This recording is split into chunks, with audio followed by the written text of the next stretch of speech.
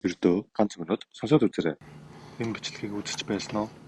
Нэг хүн аяхтай хоол нэлээд сандруу идэж байхад ардаас нь баг өмссөн хүн ойртож ирдэг. Хоол идэж буй хүний толгойг илээд шоолох мэт дуугүй гаргахад эцэст нь хоол идэж буй хүн уйлдаг.